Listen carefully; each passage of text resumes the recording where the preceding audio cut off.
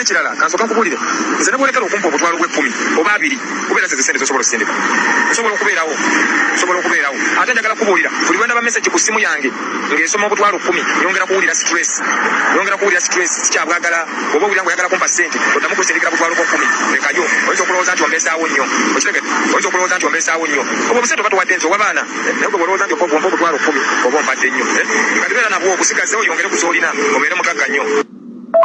kyova olaba okumanya nga nange mbadde nkooyo obutwalo bw'10 olwabumpeereza ne ndaba message y'obutwalo 10 ne posting ekifaananyi ky'omukazi omulala oluvannyuma lwakuba nabadde nkooyo obutwalo bw'10 nga njagala kikulume olekere okubunsindikira era final ngange togenda kuddamu kumpeereza sente nange kinabadde njagala mbadde mbukooye kitegedde nange mbadde mbukooye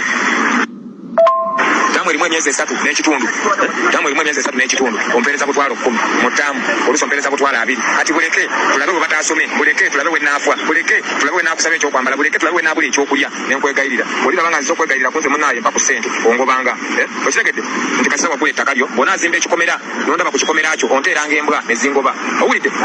wagula poloti yo ogenda kuzimba bw'omala okuzimba n'otandika osulamu n'ensija n'enkukonkona onteeranga embwa nezingoba ate onaaba olina ssente ojja n'okuteekawo musirikale omugamba nga nankuba amasasi n'enva simanyi obaani yagamba abasajja nti omukyala wo wali nnyonnyonyi n'agenda ku kyeyo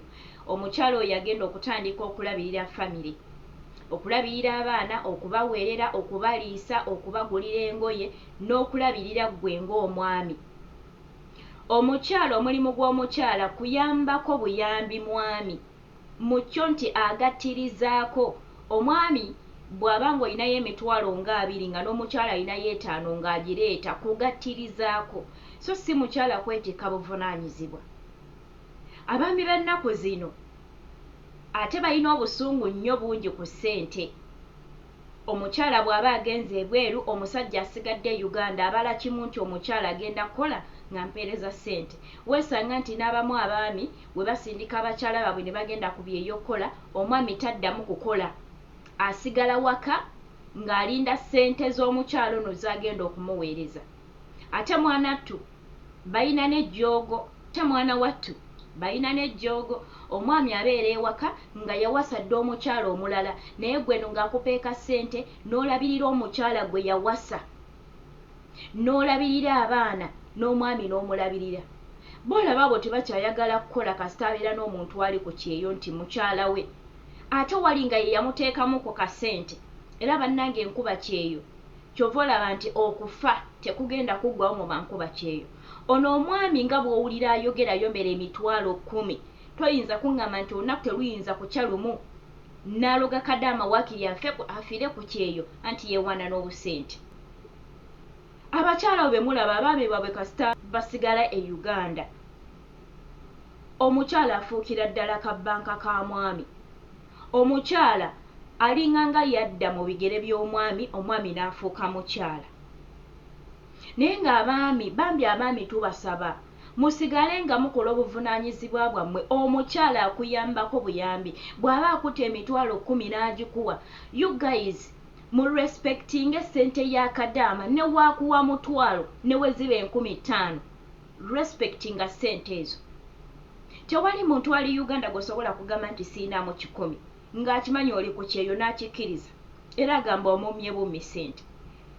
bamanyi nti bankuba kyeyo omuntu yenna ali ku kyeyo abeereyo ng'ayoola buyoozi bannange kati omusajja ono mbuulira mukyala we bw'alinnya nadda e Uganda bw'aba ayombedde obutwalo 10 buno nadda e Uganda omusajja namanya nti kadaama ayinako $5,000,000 ku akawunti bw'atamutuga n'atwala obusente bwe tubalabyeko omukyalo waliwo gwe baatema omukono yali nkuba kyeyo yadde Uganda baawe n'amutema omukono lwa busente yali agala kumutta mu kwetaasa ennyo omukazi wattu omukono ne gulugenda tubalabyeko bano abasajja ettulu babweriti ng'asobola okuyombera omukazi bikozi tonsindikidde ssente oyo asobola okukutta bankuba kyeyo tube beegendereza nnyo nkuba kyeyo wonna wooli beera mwegendereza naddala ku bantu abo bakukanda ssente buli ssaawa n'akusaba mpaayo omutwalo mpaayo bweziti abantu abo beegenderezanga nnyo kuba lwanaakusaba 5 n'ogimumma asobola okukola ekikyamu mulimu omuntu ng'asobola kwogera bwogezi kigambo kale kozikole tulabe oba naawe onoozirya ekigambo nekikwatayo kubanga olulimi lutonzi. Bannange enkuba kyeyo twetaaga okuba nti tusaba, saba nga bw'okyayinza. Nkuba kyeyo weetaaga okusaba buli kadde kubanga tomanyi ani agenda kukola kikyamu,